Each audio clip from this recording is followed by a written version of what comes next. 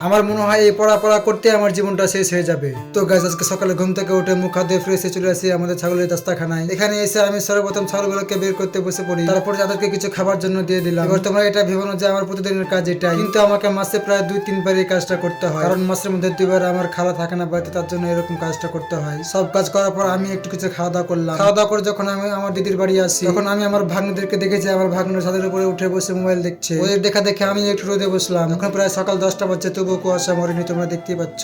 আর আজকে ছিল জুম্মার দিন, তাই তাড়াতাড়ি করে ছাগলের জন্য ঘাস আনতে চলে গেলাম। আর ঘাস এনে আমার হাতে সময় ছিল না, তাই তাড়াতাড়ি করে গোসল করে চলে গেলাম জুমার নামাজ পড়তে। জুমার নামাজ পড়ে এসে একটু কালিউল্লাহ কালাম না মানে, তারপর আমি চলে গেলাম বিকেলে ছেলে পেলে পড়াতে। আর তোমরা যারা আমার প্রতিদিন ভিডিও দেখো, তোমরা তো জানো যে আমি বিকেলে ছেলে পেলে পড়াই। বিকেলে ছেলে পেলে পড়িয়ে এসে সন্ধ্যাবেলা আমি একটু পড়তে বসলাম, কারণ শুধু ছেলে পেলেকে সময় দিলে হবে না, আমাকে একটু সময় দিতে হবে। আর আমার মতো 12 পরীক্ষা আছে 1 মাস, তাই আমি একটু মন দিয়ে পড়াশোনা করতে বসেছি। আর তোমরা আমার জন্য দোয়া করো, যাতে করে আমার 12 4 সেমিস্টারের পরীক্ষাটা একটু বেশি ভালো হয়।